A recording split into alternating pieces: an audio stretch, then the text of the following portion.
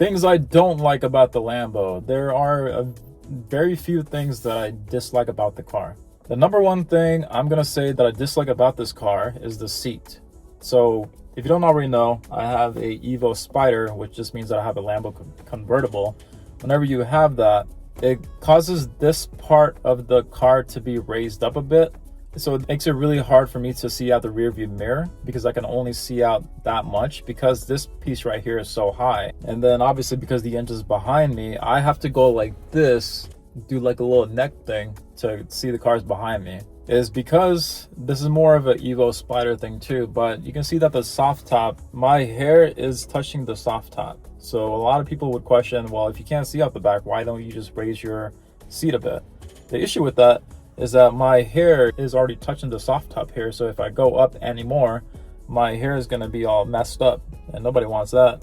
So that is one thing that gets really annoying. The balance that I kind of have to watch out for is being able to see out the back, plus also have enough headspace way up here. Granted, again, if you have a coupe, you're not going to have this issue. So I will say that if you are somebody who's taller, I'm about 5'10" and I have a hard time trying to sit in this car.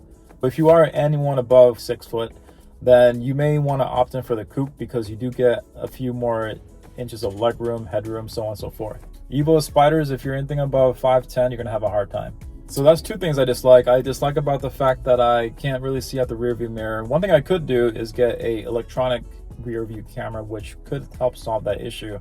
So that might be one thing that I may want to consider down the road. But for right now, being stock for stock, rear view mirror sucks. The seat sucks. I'm all the way back. There's honestly not enough space for somebody who's 5'10" plus to sit in this car. Because you have no room back here, your legs are going to be pretty much crushed. And then again, you're also trying to balance the fact that you can't go too high either because you're closed off way up here too. So seating does kind of suck.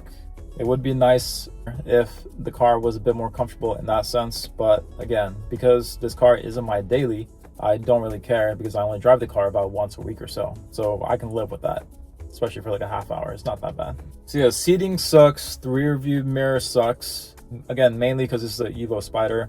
Another thing that I could try to think of that kind of sucks is the space. There's no space in the car. The only space I have is a frunk that is good enough for one tiny little carry-on. And then my passenger seat here, the footwell is the only space you have in the car. So granted, Lamborghini, nobody cares about space, but that is one thing that would be nice if the car did have it, but I completely understand the fact that it doesn't. Another thing that sucks for some people, it doesn't really bother me a whole lot, but if you look at the sunshades, I'm going to actually show you what the sunshades look like. So we have it right here, and then if I go down like that, that is the size of my hand, and that is the size of the sunshade. So you can see how tiny that sunshade is. It kind of sucks. But again, that's also why we have sunglasses way up there, so no issues there. The attention you get with these cars can get really annoying. I don't want to say that and have people think that I'm just a dickhead. I'm not. I like people. But whenever you are trying to just do errands in the car, which I highly avoid doing, you're going to have a ton of people who take pictures. You can't even pick your nose. Cameras are going to be constantly on you. You're going to have a ton of stares, a ton of people approaching you. So if you are somebody who isn't really sociable, just be careful whenever you're driving the car. There's been times where I've just filled up gas at nighttime because I just didn't want to talk to people whenever I'm filling up gas. There's been multiple times where I would say probably every time you fill up gas in the car, you're going to have somebody who wants to talk to you. You'll have probably 30% of the time people will actually come up to you, but you can tell by just the stares that you get whenever you're filling up gas. 70% of the time, people are trying to make eye contact with you just so they can approach you. So that's one thing to really watch out for. I would highly recommend sunglasses for anyone who's getting a Lamborghini because just having sunglasses just kind of helps avoid that. It makes things a little bit more comfortable. Another huge one I would say is parking. Parking is a bitch. You have to, or at least I do, pre-plan my parking spots before I get to a destination. There's no winging it with this car. I tend to just drive to places where I've been to before, just so I know what the situation is like there. But I would also only go to restaurants or places where I know they have a ton of parking space. I've had the car for almost 5 months now, and I still have yet to drive the car into the city and park it there. I probably would never consider doing that, at least not anytime soon. So parking is a bitch. You always want to park in the back, and even though you do park in the back, you're still gonna have people drive by the car and take pictures of it. There was this one time, I've mentioned it previously in my other videos, but there was this one time I was parked at a mall showing the car with some friends, and I was there for about 1 hour.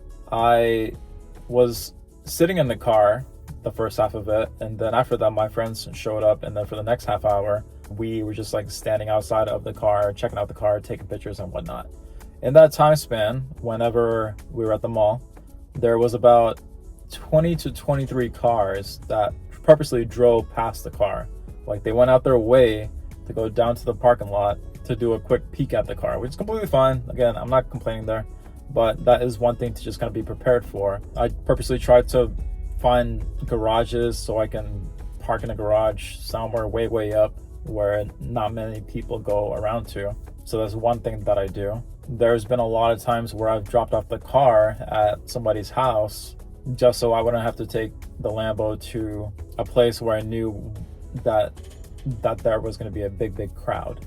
And then probably one of the last ones I want to say, one of the ones to really watch out for, or that I dislike, is how low the car is. I take that back a little bit. I do like how low the car is. I'm not complaining about that.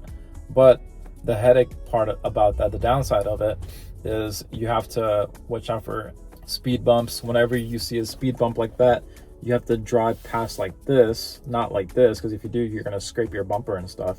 But you have to drive it like that at an angle, just so you don't scrape the bottom of your car. So that's a huge thing.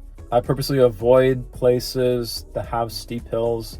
I'll take the long way to get to a place just so I don't scrape. If you just drive the car normally and be cautious, you're going to be quite fine, to be honest. Another huge thing is I'm extremely glad that the vehicle has a lift system. So if you don't already know, a lot of Lamborghinis have a front where you can raise up the tires in the front so that you don't scrape it. I believe it comes as an option for a lot of the Lambos.